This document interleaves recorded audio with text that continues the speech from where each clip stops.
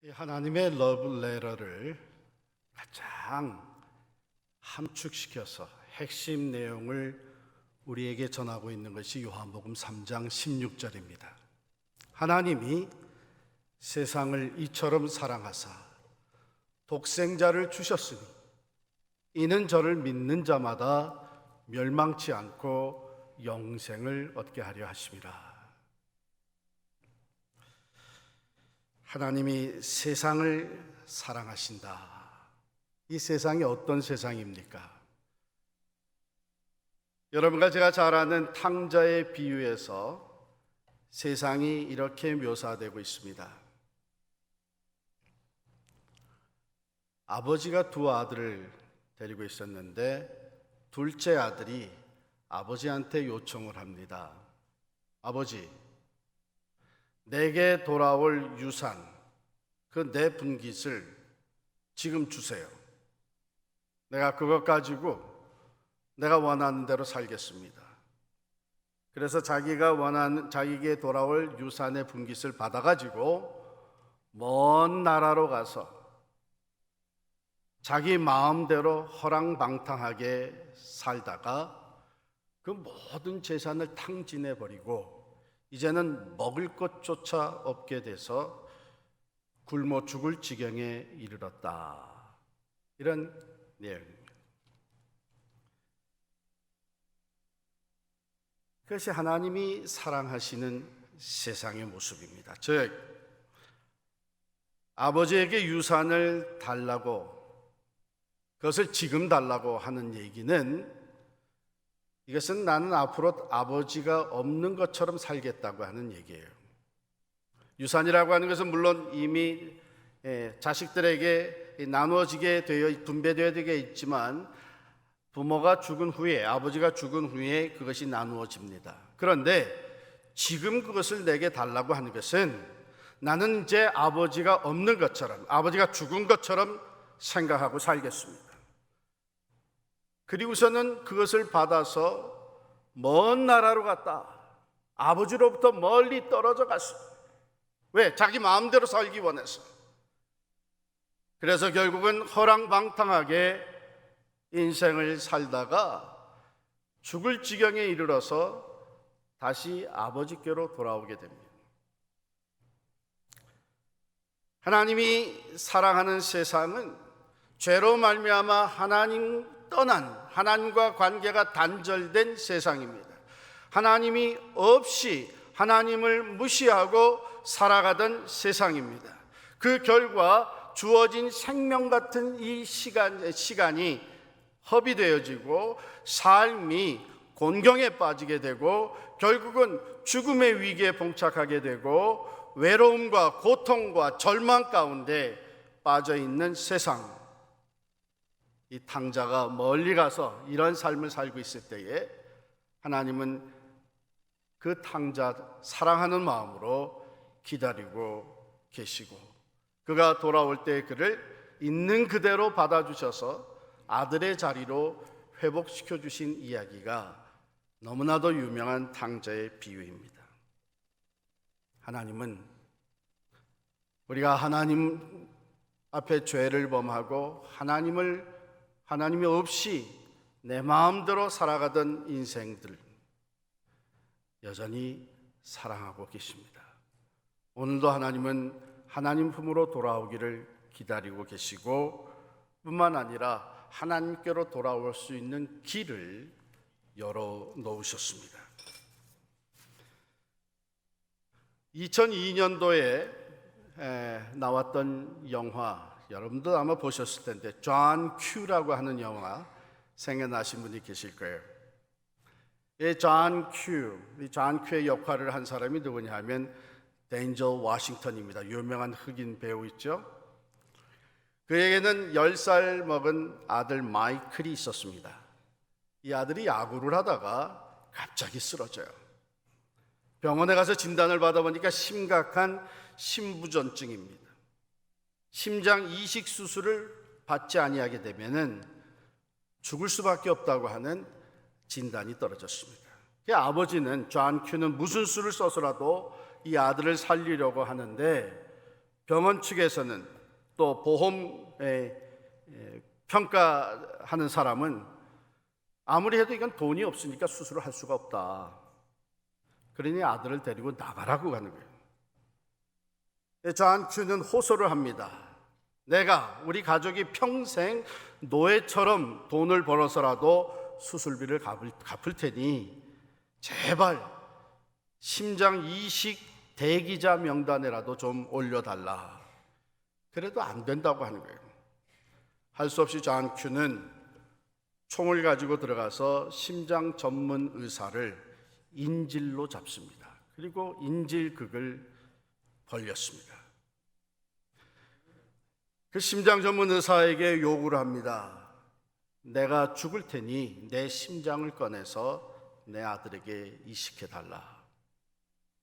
존 큐의 진심이 알려지게 되자 주위 사람들이 큰 감동을 얻습니다. 그 사람들의 보증으로 존 큐는 아들 병상 옆에 눕게 됩니다. 아들 병상 옆에 나란히 누워서 자기 머리에 총을 대고 내가 죽는 순간 내 심장을 꺼내서 내 아들에게 넣어달라 하고 방아쇠를 당깁니다. 그런데 불발이 되고 말았어요. 바로 그 순간 고속도로에서 한 여자분이 사고로 세상을 떠나는 비극이 벌어지고 그 여자분의 장기 기증으로 인해서 이 아들이 심장 이식 수술을 하고 살아나게 됩니다. 이 영화의 그 흐르는 내용은 아버지의 극진한 사랑이에요. 아들을 살리기 위해서 심장까지 내어놓겠다고 하는 아버지의 사랑. 성경에는 하나님의 사랑이 이렇게 표현이 되어 있습니다. 하나님이 세상을 이처럼 사랑하사 독생자를 주셨으니 자기 생명과 같은 성자 예수 그리스도를 십자가의 희생의 제물로 내어주신 것입니다. 왜요? 죄의 값은 사망인데 의인은 없나니 하나도 없다고 했습니다. 우리 모두가 죄 가운데 태어나서 죄로 말미암아 영원한 심판과 영원한 죽음에 들어갈 수밖에 없게 된 인생들입니다. 그런데 하나님이 우리를 사랑하셔서 그 죄와 사망에서부터 구원하여 영생을 얻을 수 있도록 하나님 나라에 들어갈 수 있도록 독생자 예수 그리스도를 그 죄를 대속하는 희생의 제물로 내어주셨습니다. 예수님은 바로 우리의 모든 죄값을 대신 지시고 죄를 대신 지시고 죄값인 죽음을 십자가에서 치러 주신 것입니다. 이것이 우리를 향한 하나님의 사랑이고 하나님이 세상을 사랑하셔서 독생자를 보내주셨습니다. 이는 그를 믿는 자마다 이렇게 이어집니다. 이 하나님의 사랑에는 분명히 목적이 있다고 하는 것이죠. 무슨 목적입니까? 이는 저를 믿는 자마다 영생을 얻게 하려 합니다.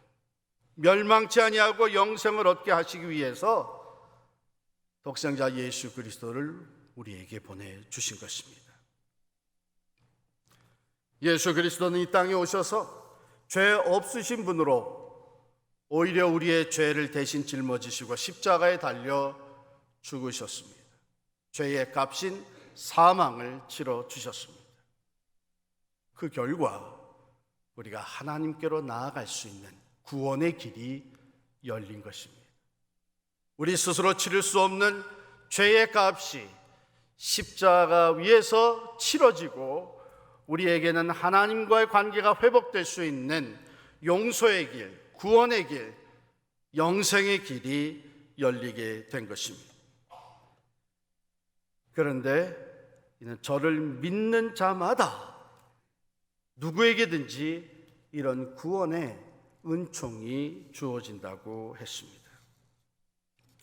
교회를 다니는 사람들이건 또 다니지 않는 사람들이건 누구나 다 잘 아는 노래가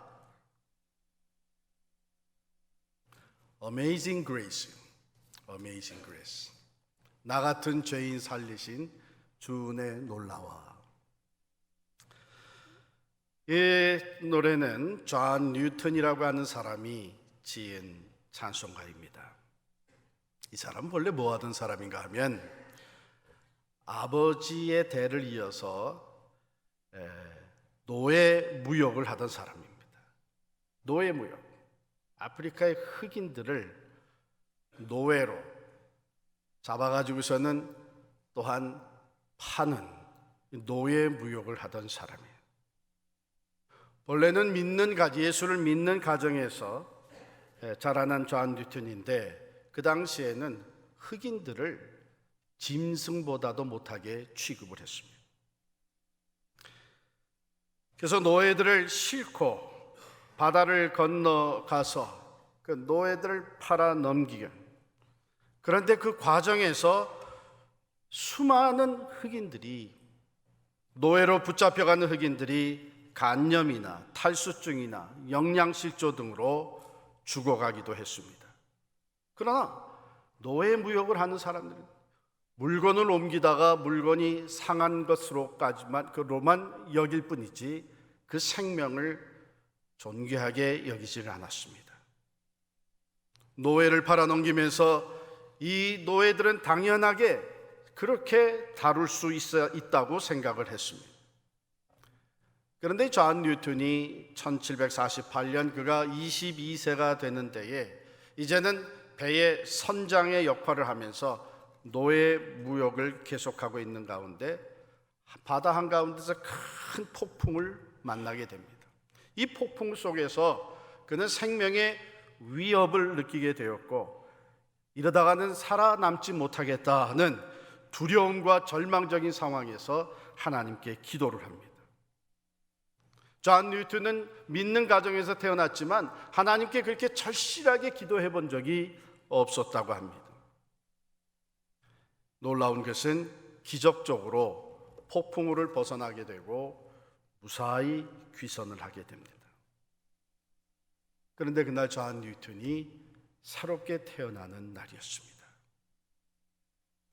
존 뉴턴은 이 찬양을 쓰면서 고백을 합니다.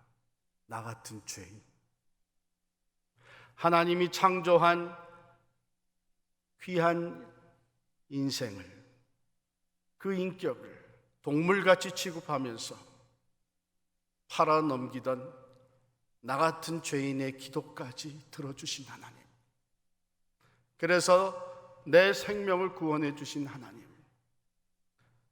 그 하나님 앞에 자신이 얼마나 큰 죄인인가를 고백하게 됩니다.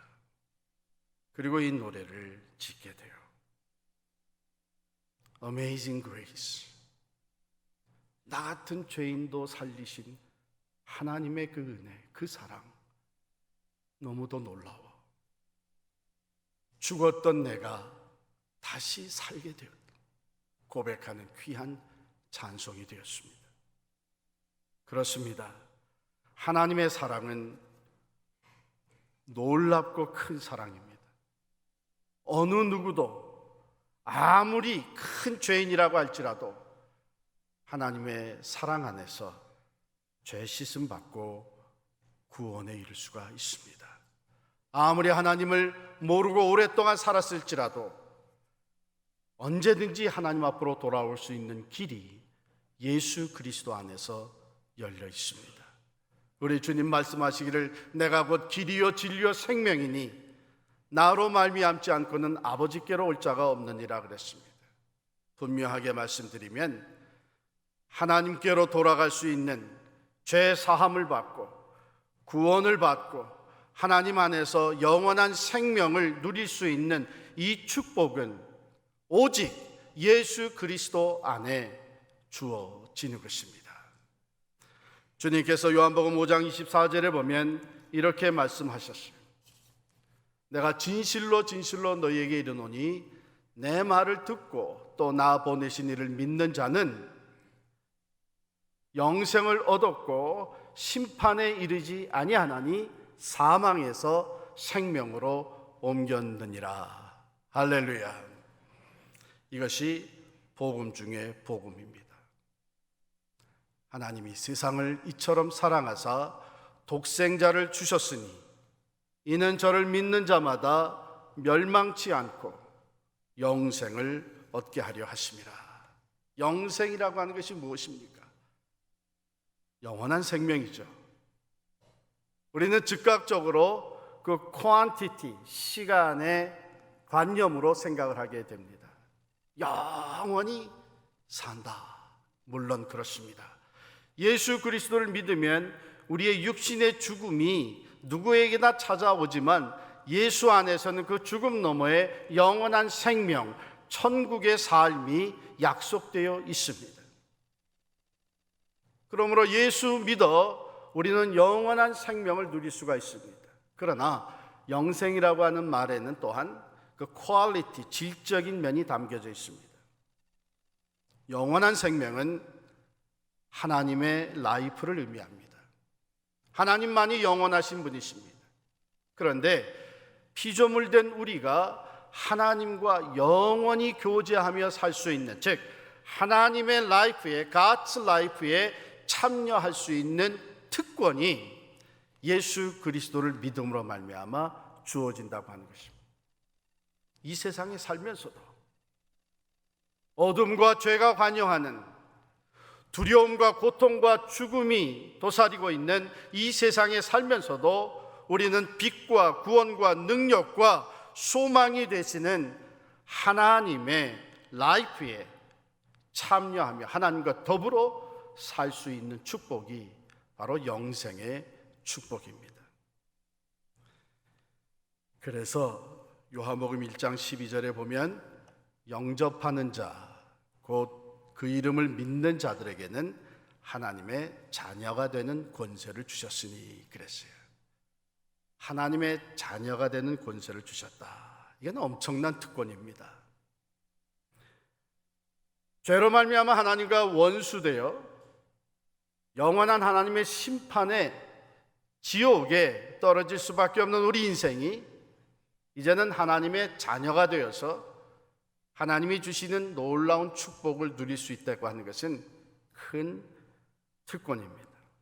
그렇다면 예수를 믿어 하나님의 자녀가 된 사람들이 누리는 그 축복은 무엇입니까? 우리는 이것을 그리스도인의 5대 확신이라 이렇게 얘기해요. 첫 번째는 구원의 확신입니다. 나는 이미 예수 그리스도 안에서 구원을 받았다고 하는 확신, 즉 내가 언제 죽더라도 나는 영생을 얻었고 하나님이 예비하신 천국 집에, 영원한 하나님 나라에 간다고 하는 구원의 확신입니다. 두 번째는 사죄의 확신입니다. 예수를 믿고 나서도 이 세상에 사는 우리들은 또 죄를 짓습니다. 또 유혹에 빠집니다. 그런데 예수 그리스도 안에서 그 모든 죄는 용서함을 받는다고 하는 확신이에요. 세 번째는 인도의 확신입니다. 우리가 하나님의 자녀가 되었기 때문에 하나님께서는 자녀된 우리들의 삶을 날마다 선한 길로, 날마다 은혜의 길로, 날마다 하나님과 동행하는 길로 인도해 주신다는 것입니다. 사도 바울은 이렇게 고백을 합니다. 하나님을 사랑하는 자, 곧 그 뜻대로 부르심을 입은 자들에게는 모든 것이 합력하여 선을 이루느니라. 네 번째는 기도 응답의 확신입니다. 우리에게 말씀해 주셨어요. 예수의 이름으로 무엇이든지 구하라 이루어 주시겠다고 했습니다. 아니, 우리가 기도하는, 우리가 기대하는 그 이상의 것으로 하나님이 너무나 모든 것을 잘 아시는 그 하나님께서 우리의 가장 필요한 것, 가장 좋은 것으로 응답해 주신다고 하는 확신. 마지막으로는 승리의 확신. 비록 이 세상이 아무리 험하고 어둠의 권세가 강해 보이고 죄의 유혹이 심화되고 있다고 할지라도 하나님의 자녀가 된 우리 안에는 하나님의 영이 함께 계셔서 그 모든 것을 물리치고 극복하며 승리할 수 있는, 심지어는 죽음의 순간이 찾아올지라도 그 죽음 너머에 부활의 능력과 승리에 참여할 수 있는 확신이 우리에게 주어져 있는 줄을 믿습니다. 예수 그리스도 안에 이러한 축복이 준비되어 있습니다. 여러분들은 예수 그리스도를 여러분의 구주로 영접하셨습니까? 누구든지 지금 이 순간에 예수 그리스도를 믿어 영생을 얻고 또한 하나님의 자녀된 축복을 누리며 살아갈 수 있습니다. 하나님께서는 멀리 떠나간 탕자와 같은 우리들 기다리고 계시며 돌아올 때에 사랑으로 맞아주시며 아들의 위치로 회복시켜 주십니다.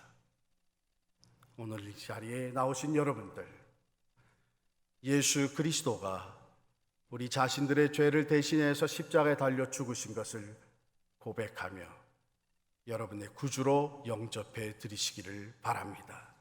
그래야 앞으로의 삶은 하나님의 자녀된 특권을 누리면서 영생의 축복과 천국의 소망 가운데 살아가시는 복된 삶이 되시기를 간절히 축원합니다. 이 시간 함께 기도하겠습니다. 간단하지만 매우 중요한 기도입니다. 우리의 마음 문을 열고 예수 그리스도를 내 자신의 구주로 영접해 드리는 기도입니다. 우리 모두 우리 스스로가 들을 수 있는 목소리로 함께 저를 따라서 기도하시면서 구원의 확신을 다지시고 또한 예수 그리스도를 오늘 여러분의 구주로 영접해 드리시기를 바랍니다. 주 예수님, 나는 내가 죄인인 것을 시인합니다. 나는 하나님과 관계없이 내 마음대로 살았습니다. 나의 죄를 위해 돌아가심을 감사합니다. 내 삶에 들어오셔서 나의 구주와 주인이 되옵소서.